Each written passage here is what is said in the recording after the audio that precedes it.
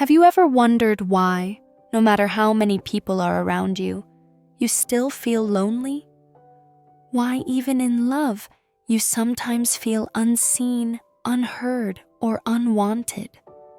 Philosopher Alain de Botton reveals a truth most of us never talk about, that our loneliness isn't random, it's rooted in old wounds we carry from childhood. And until we understand them, we keep repeating the same painful patterns in our relationships.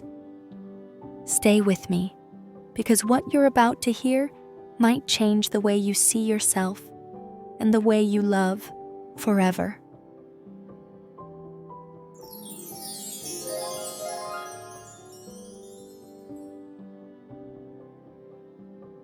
I'm always trying, both with myself and advising others, take that time in the evening and just sit down in a semi-darkened room and just ask yourself, what's coming up for me?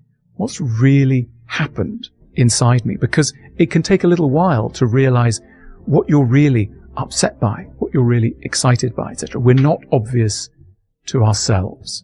And as I say, so many of things that we call mental disorders or mental illnesses are really stored emotion that hasn't found a way out. Emotions that haven't been acknowledged have a nasty habit of stirring our conscience, demanding to be heard. They might want to tell our spines, they might want to tell our stomachs.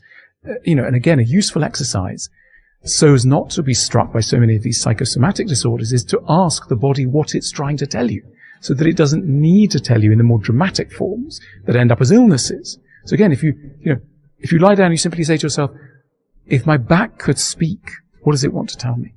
If my shoulders could have their say, what are they trying to say? If my stomach could have a voice, what might it be trying to utter?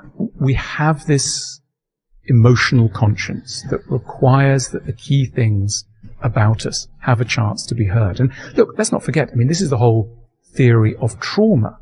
What psychotherapists have very usefully over the last 20, 30 years informed us about is that events in our past, especially in our early childhood, that we have not had a chance to properly understand. And how much can a 3, 4, 5, 6-year-old understand?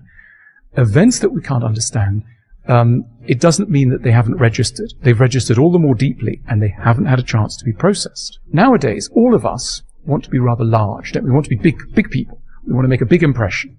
But arguably, this is a fast route to mental illness, because the graceful acceptance of your minuscule position in the cosmos is the gateway to calm and harmony.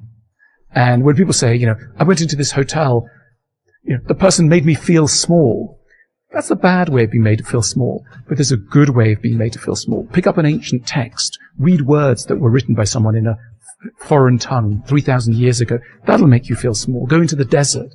Notice the age of the rocks inscribed in, time inscribed in sand. That'll put you in your place. We are merely flawed humans. There is a perfect world. It doesn't exist in Beverly Hills. It doesn't exist in, the fancy parts of Singapore or Sydney. It exists up there in another world. In other words, the human realm is inherently imperfect. Quite a good starting point.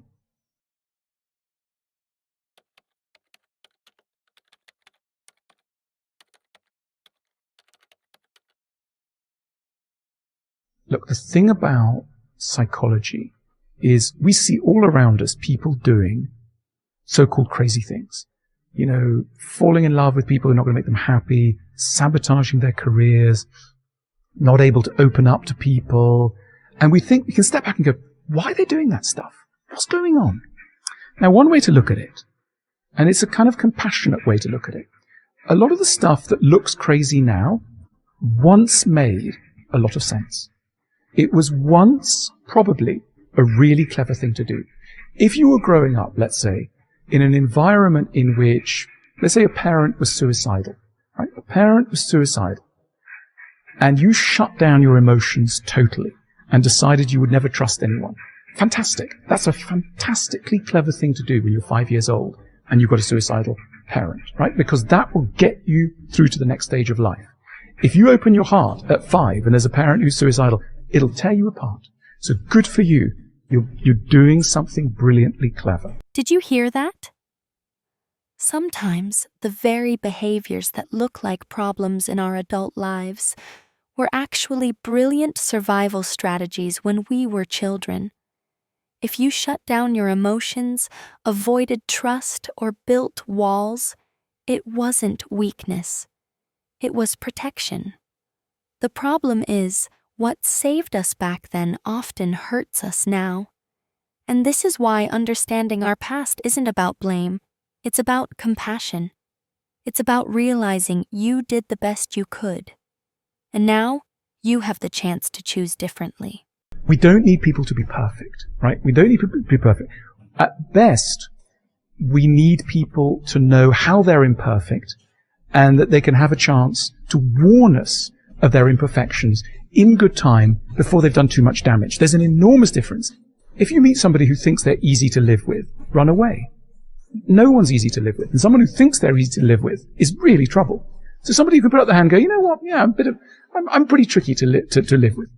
Great. That person is safer. Not necessarily totally safe, but they're safer because they've started on the road to self-awareness. And so ultimately, the best we can do in this world is self-awareness, prompt apologies when we slip up. What is a sulk? A sulk is a fascinating pattern of behavior where you get very angry with someone because they have not understood you even though you haven't said anything. They've not understood you, and you get offended because because you're a romantic person, you think they can't possibly love me, because true love means understanding somebody, intuitively, wordlessly, and therefore I'm not going to speak. And so, you're coming back from a party with your partner, and they say to you, "Is anything wrong, darling?" And you go, "Of course there is," but you're not going to tell them.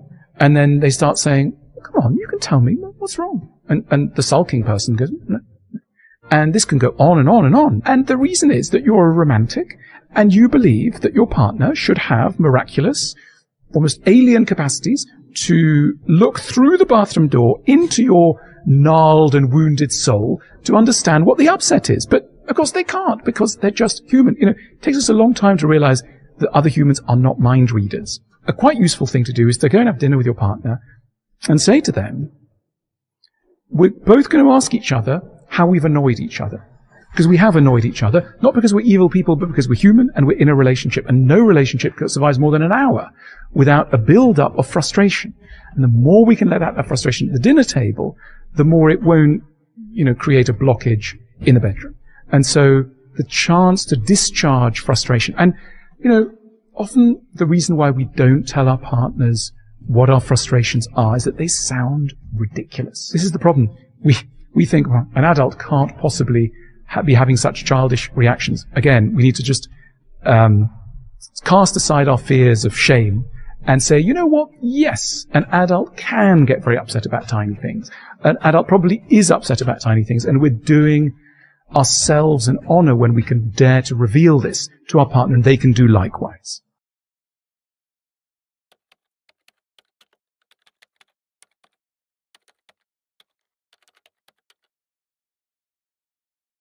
Look, wonderful German philosopher Schopenhauer, he says that the goal of life is to turn tears into knowledge. Wonderful progress. Tears, what are you going to do with those? They just end up in your pillow. They might end up, being things you can learn from. So I think the best we can do is to learn to turn so many of the troubles that afflict us. No life is without affliction.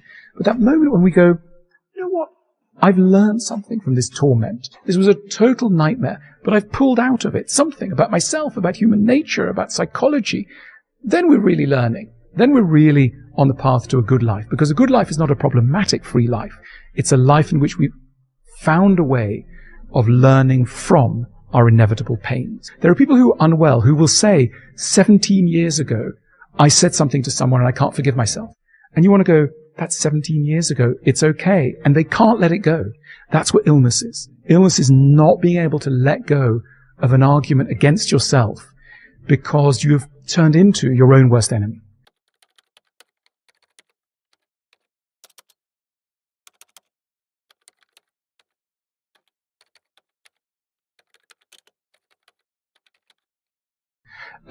There are voices that start coming in, not friendly voices. All of us have voices in our minds Not necessarily, I'm not talking about psychotic voices, but there are voices of encouragement often. You can keep going. Just do it. Or it's okay. You could dare to take that risk. Often kindly voices that we've incorporated from kind people around us. When mental health breaks down, we can only hear the worst voices. The voices that are telling us, you don't deserve to be here. You made a mistake and we don't want you here anymore. Better thing would be if you didn't exist. Those voices. And those voices don't let up. And then we're in trouble. And we need to raise the white flag because things are not well. And sometimes we keep going. We're so good at keeping going that it's terrible. Half the problem is that we keep going so well. We're half dead before we realize there's a problem. Look, I think true resilience should be compatible with things that don't look resilient at all. Things that look very desperate, very humble, very broken indeed. I think it means a generous understanding of how much madness has a legitimate claim on even a healthy life. Sometimes when people have mental troubles, they will have ups and downs, right? And sometimes people can box themselves in and they'll go, I suffered, now I'm better again. I'm better. And the advice is always, careful. That belief that you're better, the rigid belief, the past is behind me, the darkness is behind me, can itself start to seem